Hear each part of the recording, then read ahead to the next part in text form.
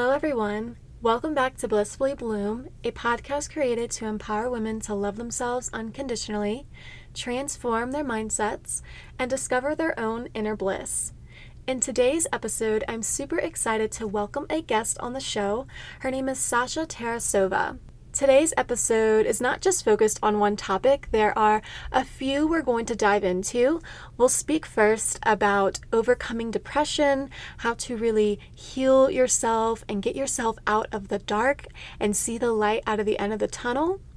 We'll also talk about how to heal from toxic relationships, and if you have the tendency to attract people in your life that are not for you for your highest good and actually do more harm than good, how to let go of that pattern, how to break it, and how to move on from it so that you attract people in your life who are there for you, who support you 100% all the way through.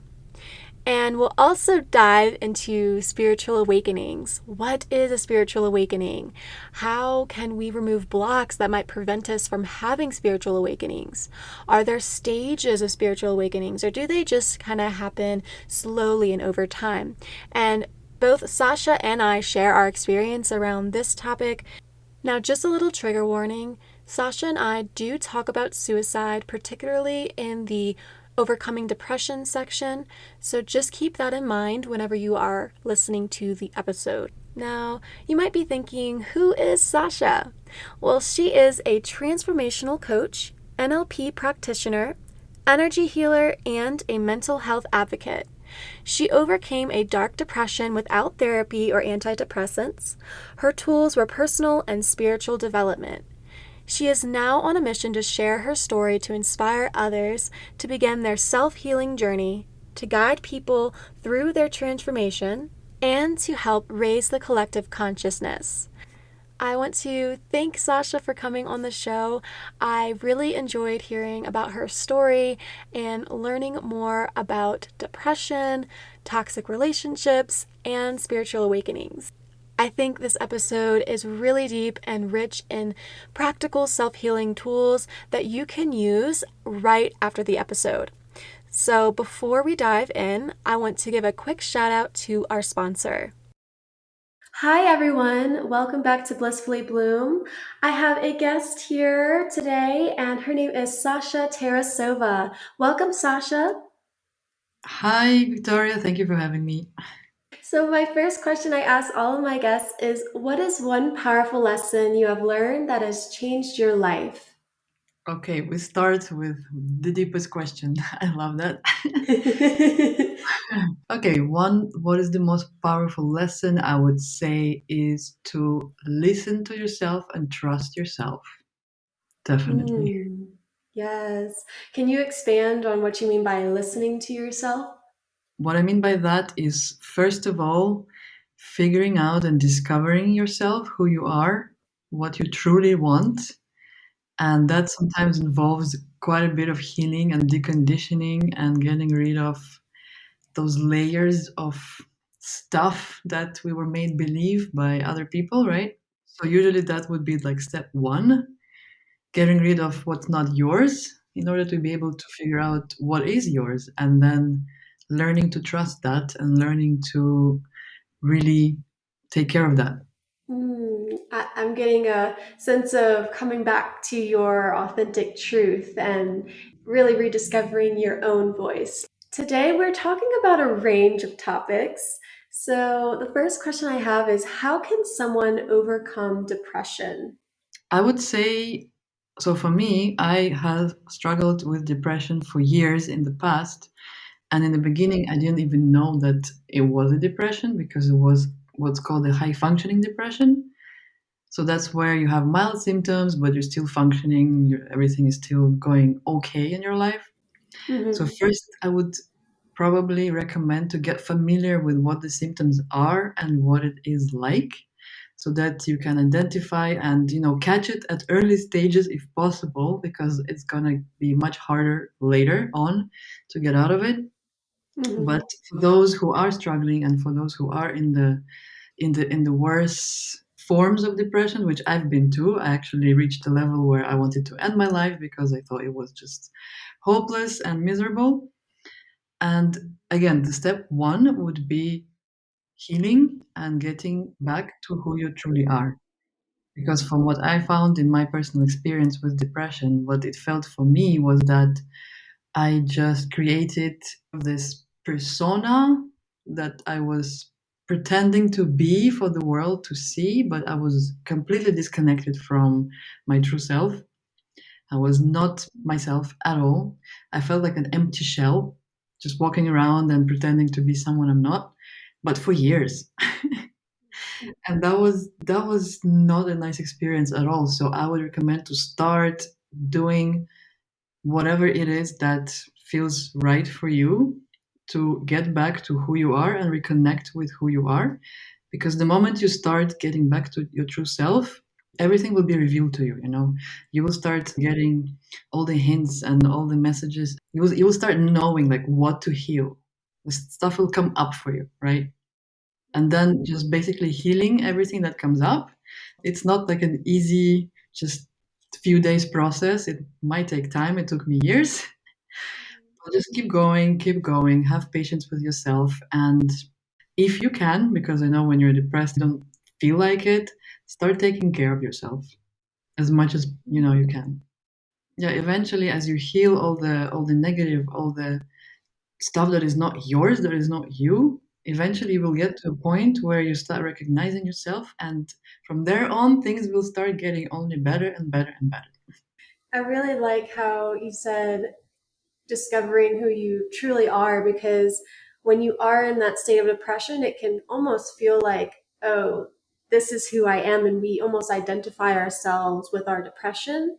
And we weren't born to be sad. We weren't born to live our lives in a Mm. depressive state, right? We were born to live out our purpose, feel fulfilled, live a meaningful life, and really come back to that truth that we are love and light. I guess inspiring others to shine their love and light as well. Yeah, that's beautifully said, and I agree with that definitely. I think I wouldn't say neutral, our normal state, let's say, is a state of joy, peace, and abundance, right? And it's all the trauma, all the conditioning, all the limiting beliefs, all the negative emotions that we store in our nervous system that are lowering our vibration down all the way to the depression. And depression is like almost at the bottom of the emotional scale. I don't know if you're familiar with that. Yeah, depression and guilt and sadness, they're like all the way at the bottom. And one level below depression is zero, which is basically death, no emotion. It's quite a scary place to be in. And if you stay there for too long, unfortunately, a lot of people take the sad decision to not even fight, not even continue forward. I was at that point too. Thankfully, I did not make that stupid decision. But yeah, when you're in that place, you kind of don't see hope and you don't see the light at the end of the tunnel. Yeah. It's like darkness Hmm. really blinding yourself from seeing any other option. Yeah, And I guess when you do start uncovering your truth, the darkness and that really dark color starts to become lighter and lighter, and you start to really see other possibilities than just being stuck in your depressed state. What would you recommend to someone who is in a state of depression but doesn't really want to take medication and wants to find a more holistic approach to healing? I would never recommend medication to begin with because I didn't have any, and I tried traditional therapy and it didn't really work for me. I basically healed myself, and it's absolutely possible to do that. You just need to be really, really persistent and patient with yourself. And I started with simply meditating 3 minutes per day. And I used to be the person that said, "Oh, meditation doesn't work on me. It's bullshit." So I downloaded this app, Headspace, I think, and I said, "Okay, I'm just gonna do this for 30 days, for 3 minutes per day, and that's it. If it doesn't work, I will never do it again." You know. So I started doing it. I felt super stupid, but then on like week 3, something happened. I think I was in my kitchen. I was making myself a tea, and then I don't know what happened, but the cup ended up on the floor, tea all over the place. And normally in this situation, I would have overreacted, got angry at myself, angry at the tea for whatever reason. Just, the rest of my day would have been ruined. But instead, what happened, there was like a split second where I had the thought like, oh, is this really like a big deal to like get upset about? I said to myself, no. And then I was like, oh my God, what was that? What was that little conversation with myself? Like, I've never had that before. And then I realized that was the meditation showing its results. That I was able to catch my thought and instead of overreacting, be like, maybe I don't need to overreact over here. And from then on, I was hooked. From then on, meditation is now one of my favorite things to do. And the second thing that I started doing pretty much at the same time was journaling. And by journaling, I mean just taking whatever is in your head and putting it on paper, just getting it out of you, getting out of the system. And what that does, first of all, it gets it out of your head. So you don't have to carry it in your head, it's now out, which feels great. And second of all, which is even more important, is you get different perspective on what's happening in your head. And sometimes that alone is enough to get an insight, to get a breakthrough, and to heal something. Journaling is super powerful and super underrated. That's how I started, and that's what I tell to basically anyone who is not feeling well, mentally or emotionally. I tell them meditation and journaling. I'm sure you can allocate like 15, 20 minutes per day to that. Even if you don't want to like work out, you don't want to do anything else, at least do that. Yeah, that is such a great example. And thank you for sharing those two tools. There's almost no words to describe them until you actually experience it for yourself. But as you were saying, with the letting go of that reactivity state, it really does allow you to slow down and take a second to pause. Because when you practice that slowing down and stillness of the mind at first, eventually over time that kind of flooded out into your whole day and you were able to really practice that stillness and having that conversation with yourself and being more self-aware, which is really really Yeah. powerful. Do you have any journaling prompts you go with, or do you just kind of go with the flow, whatever you need to let go of? hmm Depends really on the day. I remember in the beginning, what I would do is I would open up a page and just start writing, okay, today this happened and I felt whatever horrible emotion and whatever was in my head, I would just write everything down. So that's how kind of how I started. And then eventually I realized how powerful this is. And then I would start, like before I would journal, I would ask myself a question. So for example, if something is going on and I feel a certain way, instead of just writing about it, I would say, okay, why do I feel this way? What is triggering Mm, this? You know, and then go deeper and deeper and deeper and find the trigger.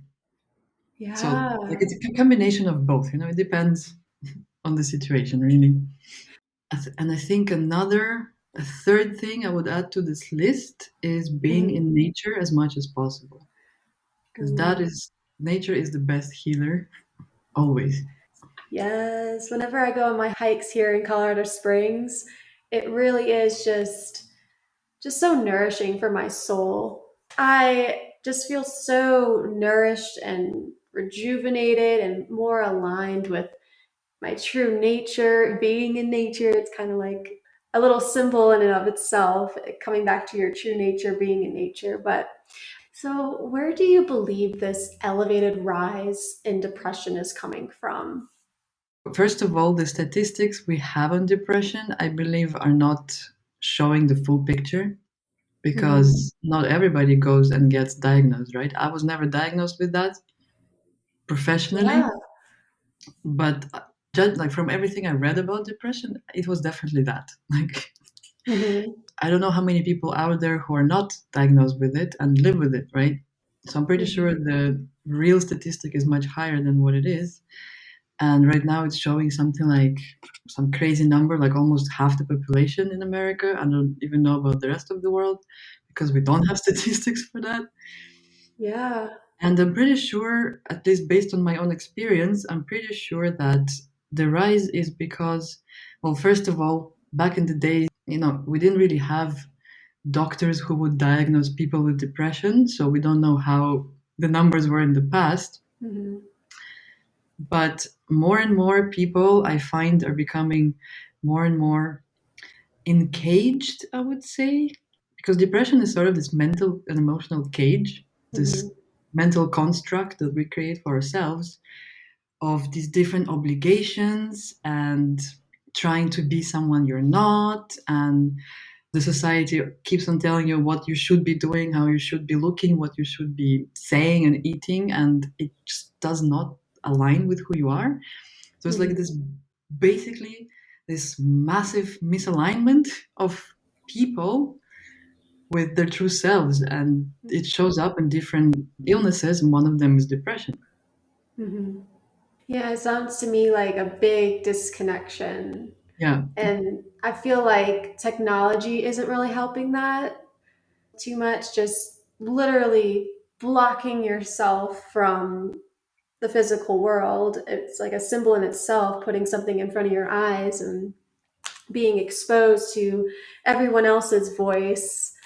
And it has a big influence. And I feel like it's something that we may not realize how big of an impact it has in our lives if you are exposing yourself to social media on a daily basis. So, and Mhm. I feel the effects. Yesterday, I don't know if you know who Addison Rae is on TikTok. She's like a really big TikToker, went to my old college I went to and became really, really famous on TikTok. And I don't know what came over me. I just stalked her page. And after looking at her page for 5 minutes, I had to stop myself because I felt my vibration literally go down and down and down as I was on the Mhm. page for a That's long amount of time. that's interesting. Why do you think that was happening? I don't know. I think maybe comparison Mm. or feeling of lack began to Yeah, settle in. comparison is a big one with social media. Yeah. Yeah, Yeah, yeah. technology is like a huge debate because on one hand it brings so many amazing benefits, and like you and I recording this right now, without technology this would not be possible. But Yeah, on yeah. the other hand, it comes with a lot of hidden, scary side effects that nobody's talking about as well, what you mentioned. Comparison, because nobody's posting their bad days, everybody's only posting the good stuff, right? Mhm. Yeah, I sometimes do those digital detox days where I basically don't touch any screens, no laptop, no phone, none of that, for like 24 hours at least. And you Mhm. feel the effect so much. Like on those Yeah. days, I feel like time just stops, and it's like the longest day of the year because suddenly I have so much time available to me, and I don't know what to do with myself. So if you haven't done Yeah. that, I definitely recommend trying it, and you will see the huge impact that technology has on us. Maybe even bringing you closer to your authentic self as well, because there's no Yeah. outside factors coming in and flooding your mind. Moving on to toxic relationships. If someone has created a pattern of seeking toxic people in their lives, how can they begin to let this go? So if someone is attracting toxic people, the key word here is attracting. So the toxic Mm, people don't show up for no reason. They're being attracted because something somewhere in your energy is saying, I am looking for a way to be either hurt or whatever it is that keeps going on. Any toxic pattern that repeats itself is showing that there's something in your unconscious mind, in your subconscious, that keeps attracting that. And it could be a past trauma, it could be like a strong emotion, it could be, again, a limiting belief that very often the case here is a belief that I'm not good enough and I'm not worthy.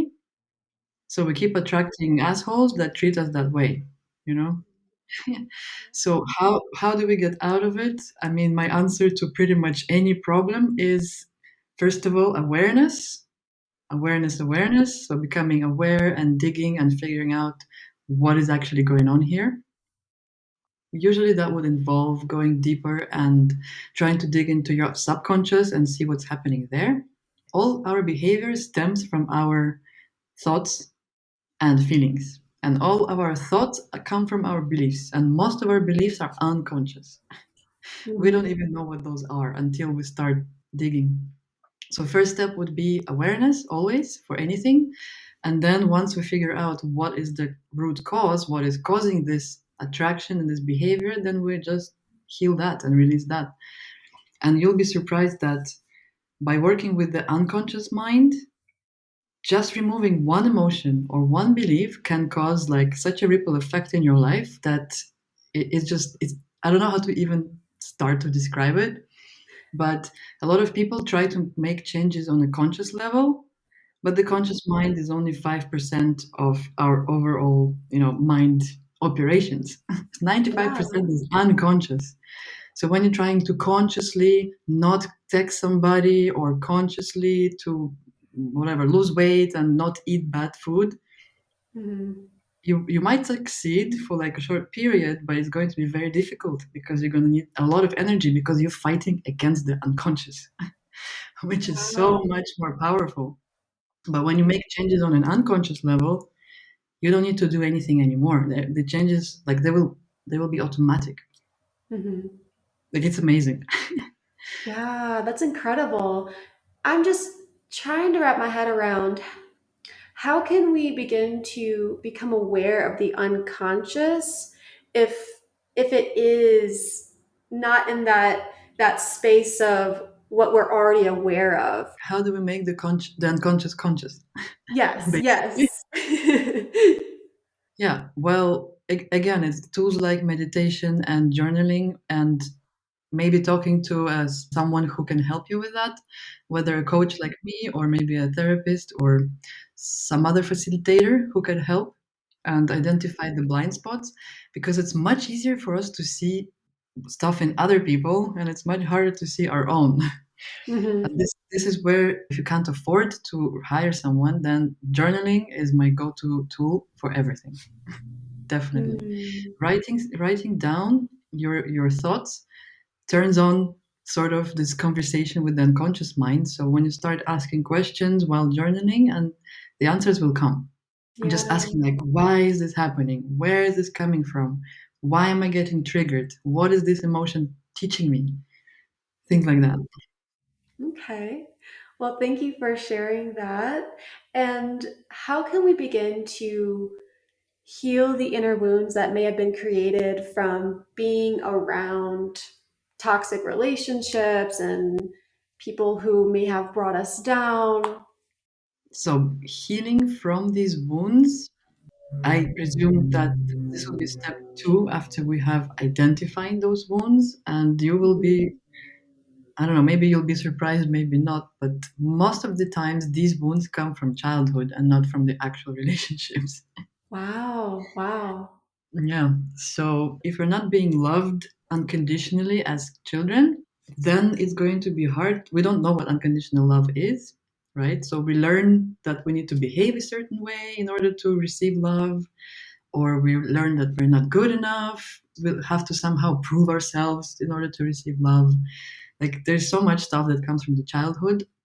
And once you identify that, then the fastest, easiest, quickest process that I can recommend is again working with the unconscious mind Mhm. and maybe working with a healer, maybe working with me, maybe working with someone else who knows how to guide you and how to get Mhm. the stuff out.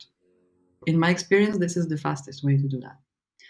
Of course, you can also do it on your own. You can do it through meditation. You can do it through forgiveness. You can do Ho'oponopono meditation and things like that. Maybe some energy healing. There's so Okay. many tools out there. There's Mhm. EFT, emotional freedom tapping as well, that it works amazingly as well. Yeah, well, that's a long list of healing tools. So thank you for providing us with that. You just need to have the desire and the commitment to do it. Mm.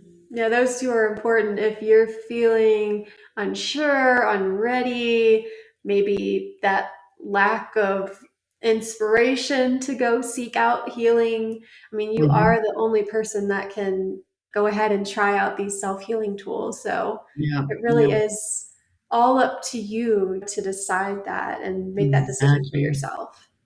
Yes, yes, exactly. Like you're the only person who can help you in the end of the day because it's your decision to do the work or to not do the work. Hmm. Yeah. And then even if you go seek out a therapist or a coach, they're not going to be there holding your hands as you walk through the rest of your week. It has to be up to you to continue to do the practices that they provide, that they share, so Hmm. that you're really feeling Yeah, the effects instead of just practicing during those coaching sessions for an hour or the therapy sessions for an hour. Really go and mhm, embody that throughout the rest of your month and yeah. week. And funny enough, I noticed something that majority of people learn through pain. So a lot of Mm. people will not do the healing until they like get to the really, really rock bottom where it really hurts, and only then they're like, okay, now I want to. This was my case as well, right? Like I had to reach like the lowest of the lowest until I Mhm. said, okay, I need to do something about this.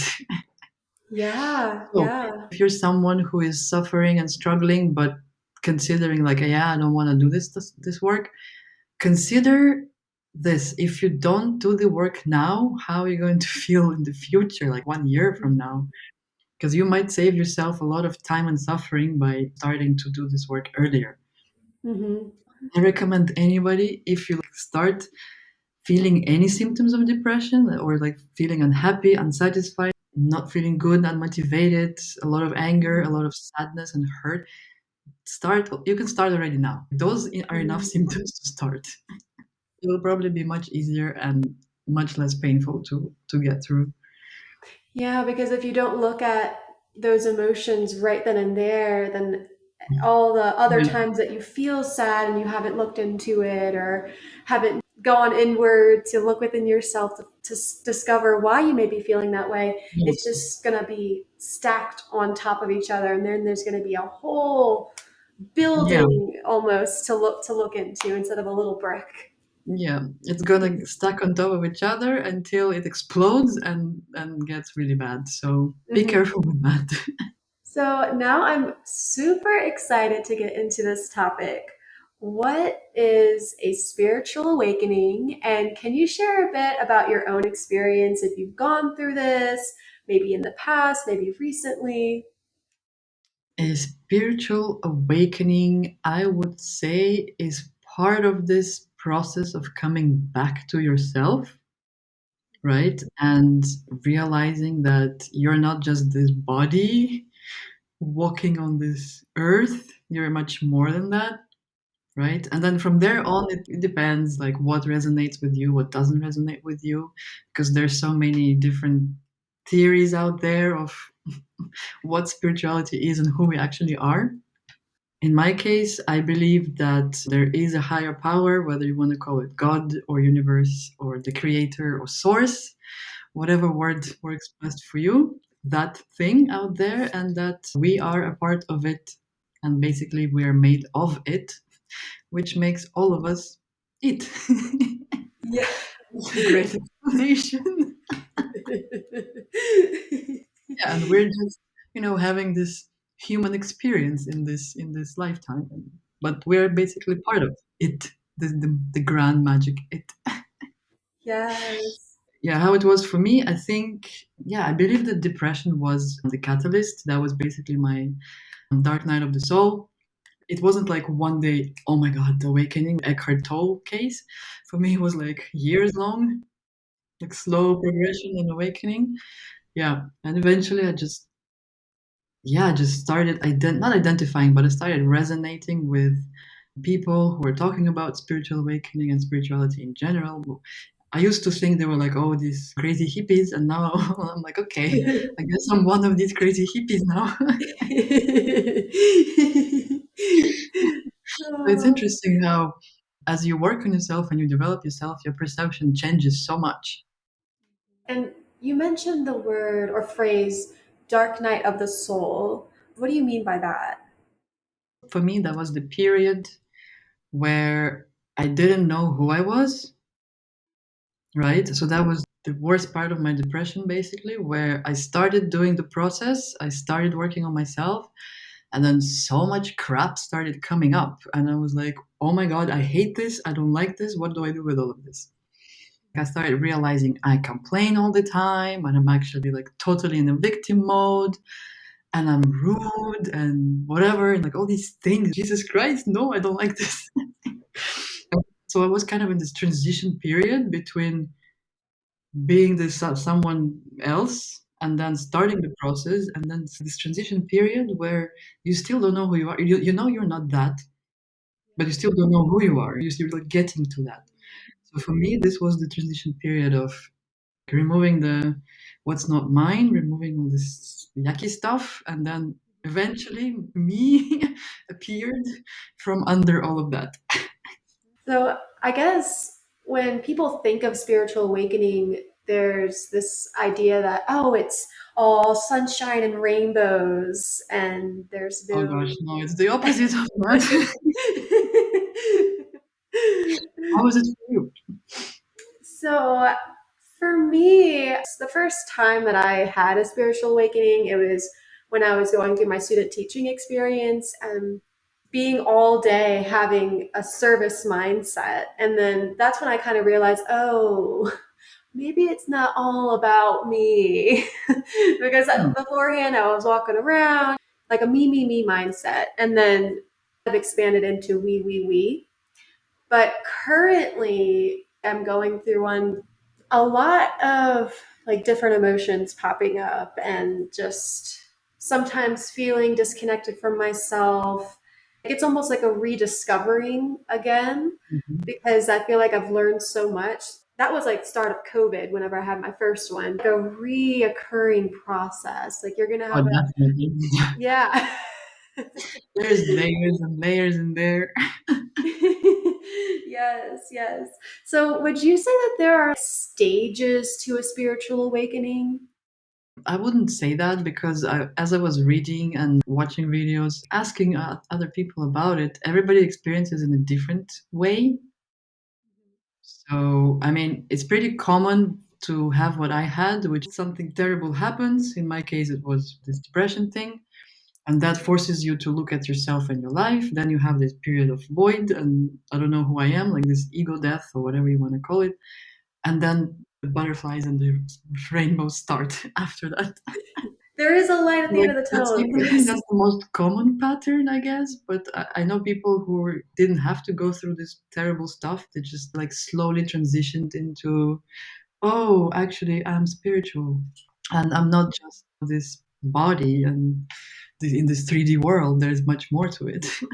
Even just exposing myself to different spiritual books has really helped expand my mind. And then when you start to open yourself up to the idea that there is this huge support going on in the background and Mhm. the universe wants to see you step into your purpose and your light here on earth, that's when you start noticing just different things like angel numbers start appearing, synchronicities start appearing, and you just feel a bit more guided throughout it even when you're going through that. Mm. Yeah. Maybe it is a little bit on the darker end. Yeah, when you're in the darker part of the process, I remember it was so hard for me to believe all these people who are talking about, oh, when you're in alignment, everything is easy, everything just flows, and everything works out for me in the best way. And I'm like, that's just no, that's not how it works, you know. And now I'm like bright side of the of this, and now that I'm in alignment, I'm like, yeah, man, I just need to think about it, and sometimes it manifests within a day or two, and I'm like, what? How is this possible? What is going Yes. on? I'm thinking, but what? So, would you say that is there anything that may be blocking someone from growing spiritually? Well, I mean, first of all, I guess resistance to it, yeah, and lack of awareness. Yeah. So, a lot of people who are like extremely religious, they're not necessarily spiritual. They just believe whatever it is that they're being told since they're little children. And a lot of the religious stuff out there is pretty harmful, to be honest. And there's a lot of limiting beliefs, there's a lot of guilt and shame in there, and mind control. And yeah, so I feel that a lot of people, they think they're spiritual, but they're just religious. They're not. So because they're not aware, they have never came across this different perspective. Then I guess they're not really connected to themselves and the source properly. Because if you're going to church and constantly being told that, oh, you're a sinner, and then no matter what you do, you're a sinner, and like, that's not, no. Hmm. That's not nice. How are you supposed to feel happy, joyful, and aligned when you're constantly being told that you're not? Hmm. Yeah, I grew up in a Catholic household and basically forced to go to church every Sunday, and went to a Catholic high school, all girls high school, and they really shoved religion down our throats. Hmm. And pretty much experiencing that, I was like letting go the idea of religion. And I wouldn't even call myself a spiritual person at that point. No, I'm just taking a break for now. I'm going to do my own thing. When I went to college, towards the end of college, is when I started seeing myself as more spiritual, and I didn't really feel aligned to a religion. Are you aligned to a religion now? I wouldn't say so. I would just say I'm a spiritual person. Yeah, which in itself is, I would say, like a form of religion, I guess, because we still believe in God. It's just we have a different perception and different worldview about it, right? Yeah, it's interesting how these religious cults are basically either forcing people into very often distractful like a perception of the world, and for some people they basically completely kill their vibe, and people end up atheist and not believing in anything. Mhm. Yeah. So, where can listeners connect with you, Sasha? You can find me on my Instagram, which is at conscious underscore sapiens. That's my unofficial brand. The conscious sapiens. And I also have a Facebook page, which is not, I'm not super active there yet. And there I'm under Sasha Gummy. And yeah, long story, Gummy comes from my teenage years. Yeah, I think the easiest is through Instagram. And I also have a page that talks about my coaching program, but the easiest would be through Instagram. Yeah. Okay, great. And I know you sent me your whole list of links and then also that free gift that you offered my listeners. I think it was a self love journal, a PDF. Yes. Okay. Yes. I wanted to share that self love journal. It's basically a PDF of like 30 pages or something. It's pretty long, so don't get overwhelmed with it if you do download it. Maybe go in like bits and pieces. But it's basically journaling prompts for you and like some exercises to get to know yourself better.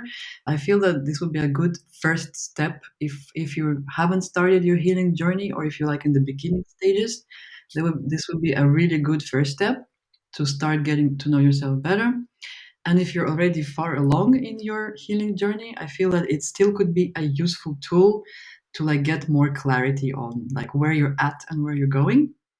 So please go ahead and download it, and yeah, take it in little bits, because I've received comments that it's quite a long journal.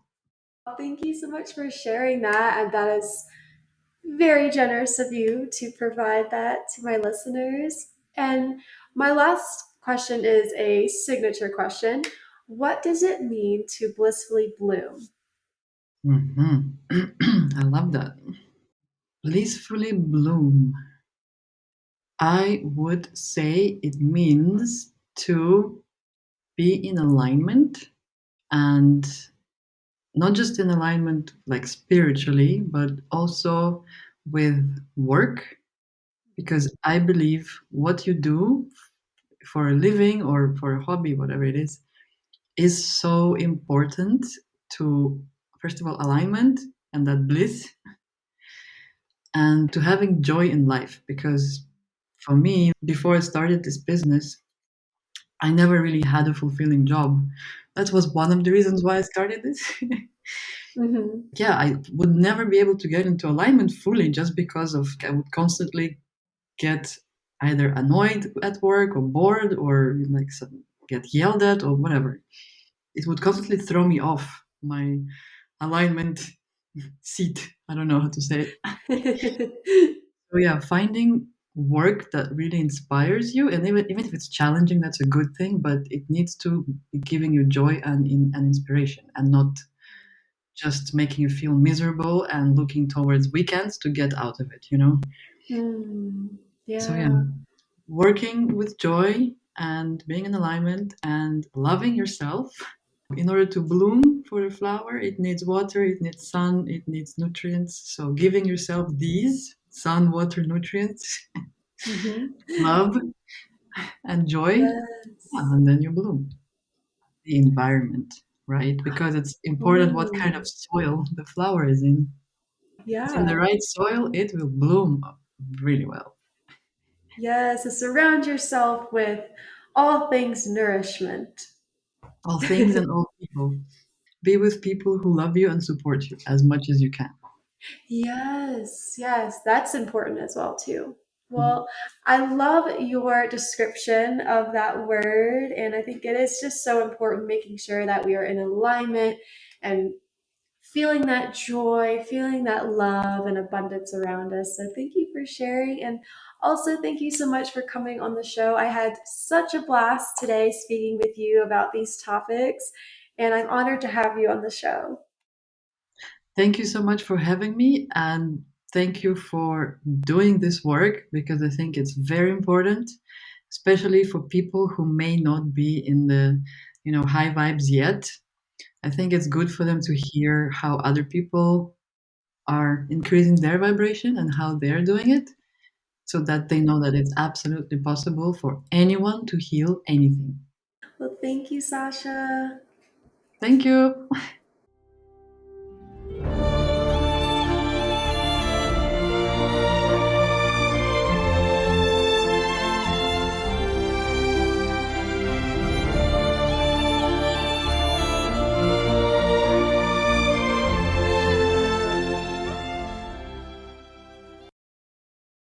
Wow, what an incredible episode. I think Sasha is such a wise soul, and I can just tell that she really genuinely cares about inspiring others and really inspiring others to see their self healing abilities. And I love how she felt the call to be vulnerable in this episode. It's really inspiring to know that she was able to overcome a really, really dark place and step into the light. And I know that Sasha gave a lot of valuable tools in this episode, so try one out. See what works, see what doesn't work, and take what resonates with you. And yeah, so my one key takeaway is when Sasha shares her story about the tea, when she dropped the teacup and it spills all over the place. Normally, her reaction would be completely different, but she started noticing that she had that conversation, that dialogue in her mind that normally wouldn't occur. And that really took her aback because that wasn't something that she was used to. But what was going on was her awareness. She really began to step into that space where she is fully aware of what is going on and even her thoughts. I think that is so powerful when you can be in that moment, be in that uncomfortable situation, whatever it might be, spilling tea or about to start a fight with your partner, submitting an assignment late, and being in the moment, recognize what comes up for you, right? Maybe those feelings that arise, and really tune into what is going on in your mind. You have the power to actually have a conversation with yourself. Kind of be that coach. Coach yourself through the situation. What do you need to hear? What is this teaching you about you? How can you deepen your relationship with yourself right here, right now. And just recently, I found myself in an argument with Cooper, my boyfriend, and beforehand, I would I would tend to dissociate and allow my feelings to take over. But I actually began to witness myself in the situation and be that observer and actually start to question, okay, what is coming up for me right now? Why do I feel the need to start an argument? What is this argument really about? And what is the best choice to go about this? What decision can I make that will help our relationship even better, that will allow this argument to fade away, and for us to communicate in a way that actually helps our relationship grow? So it's very powerful when you begin to develop that self-awareness, and it really just takes practice. It takes being mindful in certain situations that you wouldn't necessarily be mindful in, and you'll discover a lot about yourself in the self-discovery journey. So thank you so much for listening to today's episode. As always, I would love for you to share your key takeaway, so make sure to screenshot the episode and tag me on your Instagram stories at blissfully.bloom. And I might even share your key takeaway, so go ahead and do that. And if you haven't already, make sure to leave a review and rate the podcast to help it grow. I really appreciate that. And yeah, I will see y'all in the next episode. Bye.